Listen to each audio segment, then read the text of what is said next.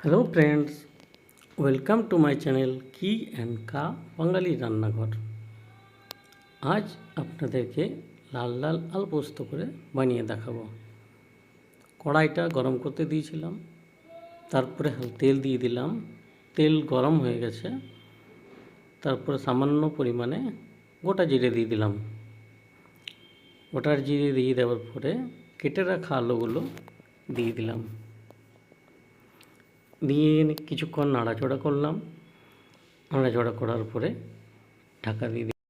কিছুক্ষণ পর ঢাকাটা খুলে নিলাম। খুলে নিয়ে দেখলাম আলুগুলো একটু একটু লাল হতে শুরু করেছে। পাল্টে দিলাম আলুগুলোকে। পাল্টে দিয়ে কিছুক্ষণ নাড়াচড়া করলাম।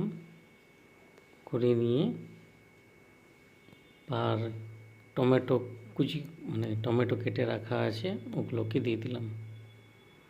দিয়ে কিছুক্ষণ নাড়াচড়া করলাম।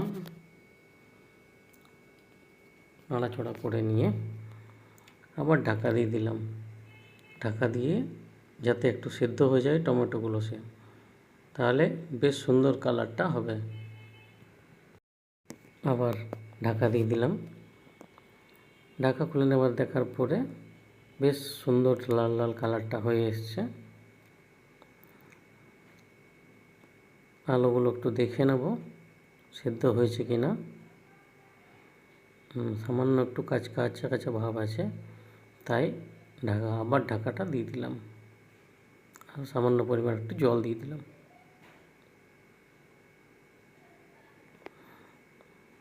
ঢাকাটা দিয়ে একটু রেখে দিলাম। মিনিট দুয়ে রেখে দেওয়ার পরে দেখলাম বেশ সুন্দর লাল লাল হয়ে এসছে আর আলুগুলো সিদ্ধ হয়ে গেছে।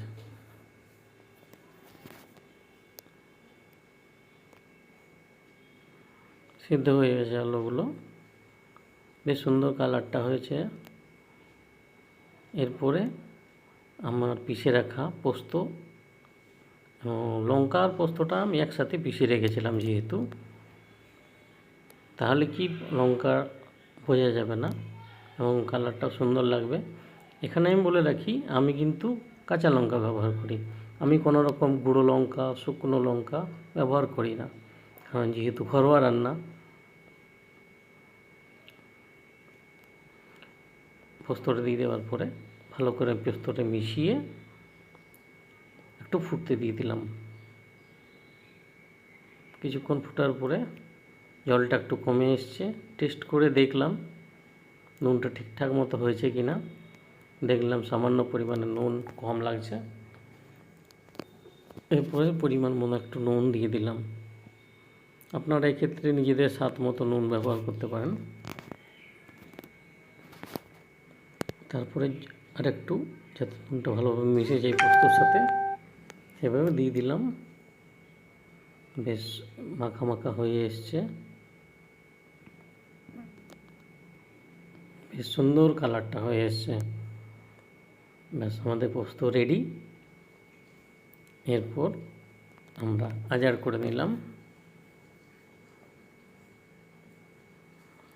এরকম সুন্দর সুন্দর ঘরোয়া রান্নার রেসিপি পেতে আপনারা আমার চ্যানেলটিকে সাবস্ক্রাইব করুন। আমার নাম বিধান পাল, আমার পুরুলিয়ায় বাড়ি।